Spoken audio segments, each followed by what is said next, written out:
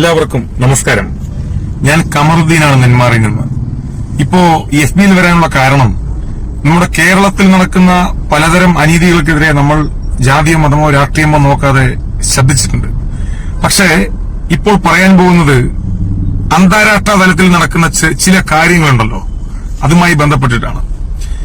ഇന്ത്യയിലെ ആളുകൾ അമേരിക്കയിൽ അനധികൃതമായി കുടിയേറി ജീവിച്ചുകൊണ്ടിരിക്കുന്ന ഇന്ത്യയിലെ പൌരന്മാരെ നാടുകടത്തി ബഹുമാനപ്പെട്ട യുഎസിന്റെ ഇപ്പോഴുള്ള പ്രസിഡന്റ് ഡൊണാൾഡ് ട്രംപ് നാടുകടത്തിയത് ഇന്ത്യക്കാരെ നാടുകടത്തി എന്ന് പറയുമ്പോ അത് എത്രത്തോളം ഭയാനകരമായ ഒരു നാടുകടത്തലാണ് എന്ന് ആ വിമാനത്തിൽ വന്നിറങ്ങിയ പഞ്ചാബികളും ഗുജറാത്തികളും അടങ്ങുന്ന ഇന്ത്യയിലെ ഒരുപാട് സ്റ്റേറ്റിലുള്ള ആളുകൾ പറഞ്ഞിട്ടുണ്ടായിരുന്നു. മണിക്കൂറുകളോളം കൈയും കാലും ബന്ധിച്ചുകൊണ്ട് ചങ്ങലക്കിട്ടുകൊണ്ട് ടോയ്ലറ്റിൽ പോവാൻ പോലും ചില സമയങ്ങളിൽ അനുവദിക്കാതെ ടോയ്ലറ്റിൽ പോകണം എന്ന് പറയുമ്പോ ഒരുപാട് സമയം അവർ ഇപ്പോൾ പോണ്ട എന്ന മട്ടിൽ അവരെ ഭീഷണിപ്പെടുത്തുന്ന തരത്തിലുള്ള സംസാരങ്ങളും സംസാരിച്ചുകൊണ്ട് അമേരിക്കയുടെ മിലിറ്ററി എയർഫോഴ്സ് എന്ന അമേരിക്കയുടെ മിലിറ്ററിയുടെ വിമാനത്തിൽ ഇന്ത്യയിൽ കുടിയേറ്റക്കാരെ കൊണ്ടുവന്നിറക്കിയ കാഴ്ച നമ്മളെല്ലാവരും കണ്ടതാണ്.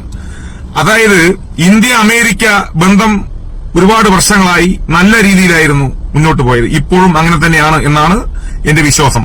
അതായത് ഇന്ത്യ എന്ന മഹാരാജ്യത്തിന്റെ പ്രതിരോധ മന്ത്രി മുതൽ ആഭ്യന്തരമന്ത്രി മുതൽ പ്രധാനമന്ത്രി വരെ ഒരുപാട് ഈ രാജ്യത്തിനകത്തുള്ള ഒരുപാട് ഗവൺമെന്റ് സംവിധാനത്തിൽ പ്രവർത്തിക്കുന്ന മന്ത്രിമാരെ നല്ല രീതിയിൽ സ്വീകരിച്ച ഒരു രാജ്യമാണ് ഈ പറയുന്ന അമേരിക്ക. നമ്മുടെ മുൻ പ്രതിരോധ മന്ത്രി ബഹുമാനപ്പെട്ട കോൺഗ്രസിന്റെ നേതാവും കൂടിയായ AK ആന്റണിക്ക് പോലും നല്ല പോലെയുള്ള സ്വീകരണം അമേരിക്ക കൊടുത്തിട്ടുണ്ട്, അല്ലെ?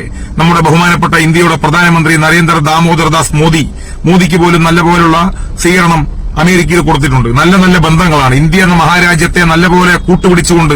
കാരണം അമേരിക്ക എന്ന് പറയുന്ന ലോക വൻശക്തി ഇന്ത്യ എന്ന മഹാരാജ്യത്തെ നല്ലപോലെ കൂട്ടുപിടിച്ചുകൊണ്ട് ഒരുപാട് ആനുകൂല്യങ്ങൾ നൽകുകയും അതുപോലെ തന്നെ പ്രതിരോധ മേഖലയിൽ വിദേശകാര്യ നയത്തിൽ ഒരുപാട് വിട്ടുവീഴ്ചകൾ ചെയ്തുകൊണ്ട് രാജ്യത്തെ നെഞ്ചോട് ചേർത്ത് നിർത്തുന്ന ഒരു സമീപനമായിരുന്നു ഈ അടുത്ത കാലം വരെ ഇന്ത്യ രാജ്യം കണ്ടുകൊണ്ടിരുന്നത്.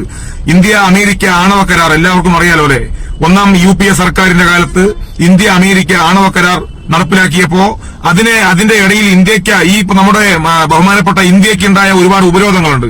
1999 കാലഘട്ടങ്ങളിൽ ഇന്ത്യയുടെ രാജസ്ഥാനിലെ പൊക്രാനിൽ ആണവ പരീക്ഷണം നടത്തിയ അന്നത്തെ ആദരണീയനായ മരണപ്പെട്ടുപോയ നമ്മുടെ വാജ്പേയിന്റെ നേതൃത്വത്തിൽ ആണവ പരീക്ഷണം നടത്തി ലോകരാജ്യങ്ങളും അന്താരാഷ്ട്ര സമൂഹം യൂറോപ്യൻ യൂണിയൻ ലാറ്റിൻ അമേരിക്കൻ രാജ്യങ്ങളും ആഫ്രിക്കൻ രാജ്യങ്ങളും ഇന്ത്യക്കെതിരെ ഉപരോധം കൊണ്ടുവന്നപ്പോ ആ ഉപരോധത്തെയെല്ലാം നല്ലപോലെ മറികടന്നുകൊണ്ട് രാജ്യത്തിന്റെ അന്നത്തെ പ്രധാനമന്ത്രി ഉപരോധം ഏർപ്പെടുത്തിയ ഓരോ രാജ്യങ്ങളിലും സന്ദർശനം നടത്തിക്കൊണ്ട് ആ ഉപരോധത്തെ അയവ് വരുത്തിക്കൊണ്ട് മുന്നോട്ട് പോയ ഒരു സാഹചര്യം നമ്മളെല്ലാവരും കണ്ടതാണ്, കാണാത്തവർ കേട്ടതാണ്, അല്ലെ? ഞാനൊക്കെ കേട്ടതാണ്, കേട്ടറിവുള്ളൂ, കണ്ടിട്ടില്ല. അപ്പോ അങ്ങനെയുണ്ടായി ആ ഉപരോധങ്ങൾ വർഷങ്ങളോളം ആ ഉപരോധം ഈ ഇന്ത്യക്കെതിരെ നിലനിൽക്കെ ഇന്ത്യ അമേരിക്ക ആണവ കരാർ നടപ്പിലാക്കിയപ്പോ നടപ്പിലാക്കുന്നതിന് തൊട്ട് മുന്നേ വരെ ആ ഉപരോധം ഉണ്ടായിരുന്നു. ഇന്ത്യ അമേരിക്ക ആണവ കരാർ എന്ന് പറയുന്ന ആണവ കരാർ പ്രാബല്യത്തിൽ വരണമെങ്കിൽ ഇന്ത്യക്കെതിരെയുള്ള ലോകരാജ്യങ്ങളുടെ ഉപരോധങ്ങൾ നീക്കം ചെയ്യേണ്ട ഒരു ആവശ്യമുണ്ട്. അപ്പോ അന്നത്തെ അമേരിക്കയുടെ പ്രസിഡന്റ് ജോർജ് ബുഷ് പോലും ഇന്ത്യക്കെതിരെയുള്ള ഉപരോധങ്ങൾ ലോകരാഷ്ട്രങ്ങളോട് ഉപരോധം ഏർപ്പെടുത്തിയ രാഷ്ട്രങ്ങളോട് നീക്കം ചെയ്യാൻ ആവശ്യപ്പെട്ട് അതുപോലെ ഒരുപാട് രാഷ്ട്രങ്ങൾ നീക്കം ചെയ്തുകൊണ്ട് അമേരിക്കയും ഇന്ത്യയും തമ്മിലുള്ള ആണവ കരാർ പൂർണ്ണമായിട്ടും പ്രാബല്യത്തിലായത് ജോർജ് ബുഷിന്റെ നേതൃത്വത്തിലുള്ള അന്നത്തെ അമേരിക്കന്റെ സർക്കാരും അന്നത്തെ നമ്മുടെ ബഹുമാനപ്പെട്ട മരണപ്പെട്ടുപോയ കോൺഗ്രസിന്റെ നേതാവ് കൂടിയായ ഡോക്ടർ മൻമോഹൻ സിംഗും കൂടിയുള്ള ഒരു കരാറിൽ 1, 2, 3 കരാർ ഒപ്പുവെച്ച് ഇന്ത്യക്കെതിരെയുള്ള ഒരുപാട് ഉപരോധങ്ങൾ അന്നത്തെ അമേരിക്ക നീക്കം ചെയ്തിട്ടുണ്ട്. അമേരിക്കന്റെ നേതൃത്വത്തിലുള്ള സർക്കാർ, ജോർജ് ബുഷിന്റെ സർക്കാർ ഈ അന്താരാഷ്ട്ര സമൂഹത്തിനോട് സമ്മർദ്ദം ചെലുത്തിക്കൊണ്ട് ഒരുപാട് രാജ്യങ്ങൾ ഇന്ത്യക്കെതിരെ ഉപരോധം ഏർപ്പെടുത്തിയപ്പോൾ ആ ഉപരോധത്തെ പോലും മരവിപ്പിച്ചുകൊണ്ട് ഇന്ത്യ അമേരിക്ക ആണവ കരാർ നടപ്പിലാക്കി. അത് ഒരുപാട് ഗുണങ്ങളുണ്ട് എന്നാണ് കേട്ടുകേൾവി. അതുപോലെ ഒരുപാട് ഇന്ത്യക്ക് വിട്ടുവീഴ്ചകൾ ചെയ്തു. ആ വിട്ടുവീഴ്ചകൾ ചെയ്യുന്നതിനൊക്കെ ഒരുപാട് കാരണങ്ങളുമുണ്ട് കേട്ടോ. പറയുമ്പോ എല്ലാം പറയാണ്. അതായത് നമ്മുടെ അയൽ രാജ്യമായ ചൈന നല്ല രീതിയിൽ ഒന്നാമത് ചൈന വീറ്റോ പവറാണ്, എല്ലാവർക്കും അറിയാമല്ലോ. ചൈന നല്ല രീതിയിലുള്ള വളർച്ച കൈവരിച്ചുകൊണ്ടിരിക്കുന്ന ഒരു കാഴ്ചയാണ് ലോകം ഇന്ന് നാം എല്ലാവരും കണ്ടുകൊണ്ടിരിക്കുന്നത്. ആ ചൈനയുടെ വളർച്ച അമേരിക്കയ്ക്ക് ഭയമാണ്. അതുകൊണ്ട് ചൈനയെ പിടിച്ചു കെട്ടണമെങ്കിൽ ചൈനയുടെ അയൽ രാജ്യമായ ഇന്ത്യയോട് നല്ല പോലെയുള്ള സൗഹൃദം സ്ഥാപിക്കണം എന്ന ഉദ്ദേശത്തിന്റെ അടിസ്ഥാനത്തിലാണ്. പിന്നെ എന്ന് പറയുമ്പോൾ ലോകത്തെ ഏറ്റവും വലിയ ജനാധിപത്യ മതേതര രാജ്യമായ ഇന്ത്യയോട് നല്ലപോലെ ആഴത്തിലുള്ള സൗഹൃദം സ്ഥാപിക്കണമെന്ന് അമേരിക്കയ്ക്ക് തോന്നിയതുകൊണ്ടാണ് ഇന്ത്യയായിട്ട് നല്ലപോലെ കരാറുകളിൽ ഒപ്പിടുകയും പ്രതിരോധ മേഖലയിലും വിദേശകാര്യ മേഖലയിലും പല മേഖലകളിലും ഇന്ത്യയായിട്ട് നല്ല ബന്ധം സ്ഥാപിക്കാൻ അമേരിക്കയ്ക്ക് കഴിഞ്ഞത്.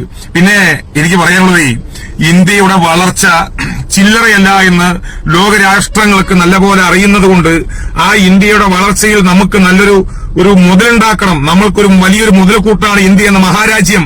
ഭാവി ഇന്ത്യ എന്ന ഈ ഭാവി ഇന്ത്യ ലോകത്തിന് മാതൃകയായി മാറും എന്ന ചിന്ത അമേരിക്കയ്ക്ക് മുൻകൂട്ടി ഉള്ളതുകൊണ്ടും ചൈനയെ പിടിച്ചു നിർത്തണമെങ്കിൽ നമ്മുടെ ഇന്ത്യ എന്ന മഹാരാജ്യത്തെ നമ്മൾ നല്ലപോലെ ഈ ഇന്ത്യയോട് നല്ലപോലെ അടുക്കുകയും വേണമെന്ന മുൻകൂട്ടി ഉദ്ദേശിച്ചുകൊണ്ടാണ് ഇന്ത്യയോട് സ്നേഹം പുലർത്തുന്നത് ഈ പറയുന്ന അമേരിക്ക അറിഞ്ഞുകൊണ്ട് ആത്മാർത്ഥമായിട്ടുള്ള സ്നേഹമാണെന്ന് ഒരിക്കലും പറയാൻ കഴിയില്ല. അതിൽ ഒരുപാട് കളികളുണ്ട് സുഹൃത്തുക്കളെ. അതായത് മുൻ വിദേശകാര്യ സെക്രട്ടറി ദേവയാനി എന്ന് പറയുന്ന ഒരു മേഡം IAS-കാരി നമുക്കുണ്ടായിരുന്നു. ആ IAS-കാരി അമേരിക്കയിൽ സന്ദർശനം നടത്തിയപ്പോ അമേരിക്കയിലുള്ള അന്നത്തെ ഉദ്യോഗസ്ഥർ, എയർപോർട്ട് ഉദ്യോഗസ്ഥർ, ആ സ്ത്രീയുടെ ആ IAS-കാരിയായിരുന്ന മുൻ വിദേശകാര്യ സെക്രട്ടറി ആയിരുന്ന ആ മേഡത്തിനെ മൊത്തം തുണിയഴിപ്പിച്ചുകൊണ്ട് എന്താ പറയാ ചെക്ക് ചെയ്തു. അത് വലിയ ചർച്ചയായി, അന്താരാഷ്ട്ര തലത്തിൽ വലിയ ചർച്ചയായി. തുണിയില്ലാതെ എല്ലാം ചെക്ക് ചെയ്യുക എന്ന് പറയുമ്പോൾ അതും മുൻ വിദേശകാര്യ സെക്രട്ടറിയുടെ അവസ്ഥയാണ് ലോകം കണ്ടത്.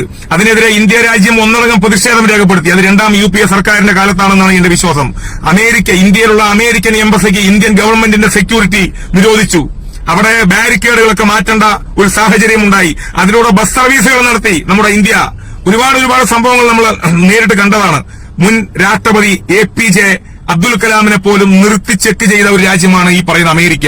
അപ്പോ ആത്മാർത്ഥമായിട്ട് ഇന്ത്യയായിട്ടുള്ള ബന്ധം ആത്മാർത്ഥമാണ് എന്നുണ്ടെങ്കിൽ ഗോണ്ടനാമോയിലെ തടവുകാരെ എങ്ങനെയാണോ അവർ ചെയ്യുന്നത് അതുപോലെയുള്ള ഒരു സാഹചര്യമാണ് ഒരു തെറ്റും ചെയ്യാതെ, അതായത് ഒരു തെറ്റും ചെയ്യാത്ത അമേരിക്കയിൽ ജീവിത സാഹചര്യം മെച്ചപ്പെട്ടതുകൊണ്ട് അവിടെ ജീവിക്കണമെന്ന കൊതിമൂലം ഇവിടുത്തെ ആളുകൾ കുടിയേറി പാർത്തു. സംഭവം അത് തെറ്റ് തന്നെയാണ്. അവരെ പിടിച്ചുകൊണ്ട് നല്ലപോലെ ഇന്ത്യക്ക് കൈമാറണമായിരുന്നു. കൈയും കാലും ബന്ധിപ്പിച്ചുകൊണ്ട് അവരുടെ മിലിറ്ററി എയർഫോഴ്സിൽ ഈ എന്താ പറയാ വിമാനത്തിൽ കയറ്റിയിട്ട് വളരെ ക്രൂരമായ തരത്തിലുള്ള എന്താ പറയാ ഗോണ്ടനാമോലെ പ്രതികളെ കാണുന്നത് പോലെയുള്ള സമീപനം കാഴ്ചവെച്ച അമേരിക്കയോട് നമ്മൾ എന്താ പറയാ. ഒരു കാലത്ത് ഇന്ദിരാഗാന്ധി എന്ന് പറയുന്നൊരു രാജ്യം ഭരിച്ച ഉരുക്കുമനിധി ഉണ്ടായിരുന്നു. എല്ലാവർക്കും അറിയാമല്ലോ അല്ലെ. ഇന്ത്യ പാകിസ്ഥാൻ വാറ് നടക്കാൻ പോകുന്ന ഒരു സാഹചര്യം വരെ ഉണ്ടായപ്പോ ഇന്ത്യക്കെതിരെ പാകിസ്ഥാന് വേണ്ടി അമേരിക്കയുടെ 7ാം പടക്കപ്പൽ എന്താ പറയാ നീറ്റിൽ ഇറക്കിയപ്പോ അന്ന് റഷ്യ പറഞ്ഞൊരു വാക്കുണ്ട്, നിങ്ങൾ അവരുടെ കാര്യത്തിൽ ഇടപെടരുത്, അത് അവര് നോക്കിക്കോളും. നിങ്ങൾ ഇടപെട്ടാൽ സോവിയറ്റ് റഷ്യയാണ് പറഞ്ഞത്, ഞങ്ങൾ ഇന്ത്യക്ക് സപ്പോർട്ട് ചെയ്യും എന്ന് പറഞ്ഞിട്ടുണ്ടായിരുന്നു. അന്നത്തെ ഇറാഖിന്റെ പ്രസിഡന്റ് മരണപ്പെട്ടുപോയ സദാം ഹുസൈൻ പറഞ്ഞൊരു കാര്യമുണ്ട്, എന്റെ രാജ്യത്തിലെ എണ്ണ രാജ്യത്ത് ഉപയോഗിച്ചതിന് ശേഷം എത്രത്തോളം ഉണ്ടോ അത്രത്തോളം എണ്ണ ഇന്ത്യയുടെ അറബിക്കടലിൽ കപ്പലിൽ കൊണ്ട് അണിനിരത്തും, നിങ്ങൾക്കാവുന്ന സഹായങ്ങൾ ഞങ്ങൾ ചെയ്യും, നിങ്ങൾ അടിച്ചോളാൻ പറഞ്ഞു അന്നത്തെ സദ്ദാം. മനസ്സിലായില്ലേ? അപ്പോ ഇന്ദിരാഗാന്ധി എന്ന് പറയുന്ന ഉരുക്കുമരി എന്ന് പറഞ്ഞൊരു വാക്കുണ്ടായിരുന്നു, അത് നമ്മൾ കേട്ടതാണ്. എന്താ പറഞ്ഞതെന്നറിയോ? അമേരിക്കയുടെ 7ാം പടക്കപ്പൽ ഇന്ത്യന്റെ അതിർത്തി കടന്ന് വന്നാൽ തിരിച്ചു പോകണമെങ്കിൽ ഞങ്ങൾ വിചാരിക്കണം എന്ന് പറഞ്ഞ ഒരു ചങ്കൂറ്റമുള്ള ഒരു ഭരണാധികാരി രാജ്യത്തുണ്ടായിരുന്നു.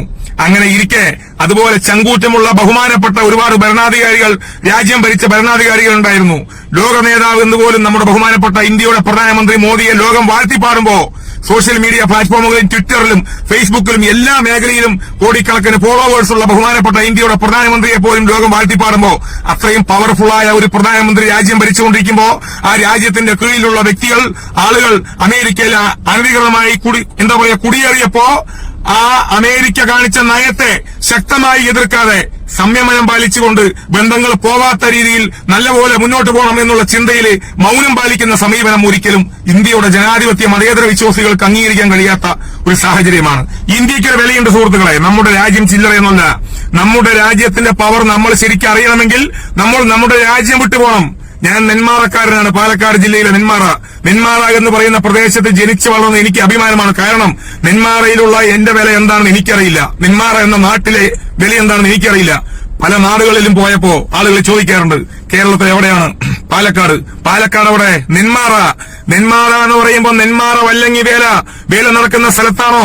അതെ, ആ പാടത്തിന്റെ ഇന്ന ഭാഗത്താണ് വീട് എന്ന് പറയുമ്പോ നമ്മൾക്ക് അഭിമാനമാണ്. അവര് നമ്മളെ നല്ലപോലെ ട്രീറ്റ് ചെയ്തുകൊണ്ട് ചായയും കടിയും ഒരുപാട് നല്ല സ്നേഹം നിറഞ്ഞ വാക്കുകൾ കൊണ്ട് അവർ നമ്മളെ മൂടുകയാണ്. അങ്ങനെയുള്ള ഒരു അനുഭവം എനിക്കുണ്ടായിട്ടുണ്ട്, നെന്മാറയിൽ ഒരുപാട് പേർക്കുണ്ടായിട്ടുണ്ട്. അതുപോലെയാണ് ഇന്ത്യ എന്ന് പറഞ്ഞാൽ ലോകത്തിന്റെ ഏത് മേഖലയിൽ നിന്ന് പോയാലും ഇന്ത്യയിലെ ഓരോ ജനങ്ങൾക്കും ഓരോ പൌരന്മാർക്കും നല്ല അഭിമാനവും അന്തസ്സുമുണ്ട്. ലോകം ബഹുമാനിക്കും. ഇന്ത്യന്റെ ടെക്നോളജികളും പ്രതിരോധ മേഖലയും ISROയും ഇന്ത്യ എന്ന മഹാരാജ്യത്തിന്റെ വളർച്ചയും ലോകരാഷ്ട്രങ്ങൾ സാമ്പത്തിക മാന്ദ്യത്തിൽ കൂപ്പുകുത്തിയപ്പോ ഇന്ത്യ എന്ന മഹാരാജ്യത്തെ നല്ല രീതിയിൽ പിടിച്ചു നിർത്തിയ ഡോക്ടർ മൻമോഹൻ സിംഗ് എന്ന ഭരണാധികാരി നയിച്ച രാജ്യമാണ് നമ്മുടെ ഇന്ത്യ. ചിന്തിക്കാനുണ്ട്. അത്രയും പവർഫുള്ളായ ഇന്ത്യയിലെ ആളുകൾ അമേരിക്കയിൽ അനധികൃതമായി കുടിയേറിയപ്പോ ആ കുടിയേറ്റക്കാരെ പിടിച്ച് നല്ലപോലെ ഉത്തരവാദിത്തത്തോടെ ഇന്ത്യ എന്ന മഹാരാജ്യത്തേക്ക് കൈമാറേണ്ടതിന് ഇവർ ചെയ്തത് വലിയ ഒരു മോശത്തരമാണ്. അവർ ഈ പറയുന്ന ആളുകൾ അമേരിക്കയിലെ ഭരണാധികാരികൾ ചില്ലറക്കാരൊന്നുമല്ല. ആത്മാർത്ഥമായിട്ട് ഇന്ത്യയോട് സ്നേഹമുണ്ടെങ്കിൽ തീർച്ചയായിട്ടും അവർ നല്ലപോലെ ഈ പറയുന്ന ഇന്ത്യയിലുള്ള അനധികൃത കുടിയേറ്റക്കാരെ നല്ലപോലെ അയക്കുമായിരുന്നു. കൈയും കാലും ബന്ധിപ്പിച്ചിട്ട് തീവ്രവാദികൾക്ക് കൊടുക്കുന്ന ഒരു സാഹചര്യമല്ലേ ഈ അമേരിക്ക ഉണ്ടാക്കിയത്?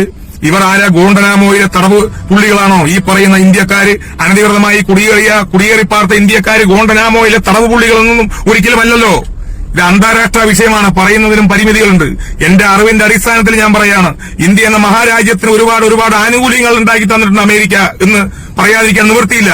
പക്ഷെ അത്രത്തോളം ആത്മാർത്ഥമായിട്ട് ഇന്ത്യ എന്ന മഹാരാജ്യത്തെ സ്നേഹിക്കുന്ന അമേരിക്കയാണെങ്കിൽ ഇന്ത്യ എന്ന മഹാരാജ്യത്തിലെ ആളുകൾ അമേരിക്കയിൽ അനധികൃതമായി കുടിയേറിപ്പാർത്തിട്ടുണ്ടെങ്കിൽ അവരെ പിടിച്ച് നല്ലപോലെ ഇന്ത്യയിലേക്ക് അയക്കണമായിരുന്നു. അതല്ലാതെ ഗോണ്ടനാമോയിലെ തടവുപുള്ളികളെ പോലെ, അൽ ഖായിദയെ പോലെ, ഐസിസിനെ പോലെയുള്ള തീവ്രവാദികൾക്ക് കൊടുക്കുന്ന ഒരു സാഹചര്യമല്ല ഇങ്ങനെയുള്ള ഇന്ത്യയുള്ള നല്ല ജനാധിപത്യത്തിലും മതേതരത്വത്തിലും മതസൗഹാർദ്ദത്തിലും വിശ്വസിക്കുന്ന അമേരിക്ക എന്ന രാജ്യത്ത് നല്ലപോലെ ജീവിക്കണമെന്ന്, ജീവിത നിലവാരം നല്ലപോലെ ഉയർത്തിക്കൊണ്ട് ജീവിക്കണമെന്ന് സ്വപ്നം കണ്ടുകൊണ്ട് അമേരിക്കയിൽ അനധികൃതമായി കുടിയേറി പാർത്ത ആളുകളെ ഇങ്ങനെയല്ല അമേരിക്ക ട്രീറ്റ് ചെയ്യേണ്ടത്. വല്ലാത്ത ദുഃഖമുണ്ട്. ഇത് പറയാതിരിക്കാൻ നിവൃത്തിയില്ല. വേറെ വഴിയില്ലാതെ പറഞ്ഞതാണ്. ഒരുപാട് കഥകളുണ്ട്.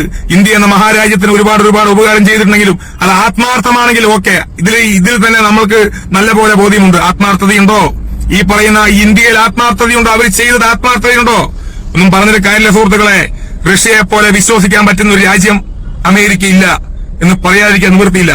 അപ്പൊ എല്ലാവർക്കും നന്ദി, നമസ്കാരം. എന്റെ അഭിപ്രായം ഞാൻ സോഷ്യൽ മീഡിയ പ്ലാറ്റ്ഫോമിലൂടെ ഞാൻ രേഖപ്പെടുത്തിയെന്ന് മാത്രം. നന്ദി, നമസ്കാരം.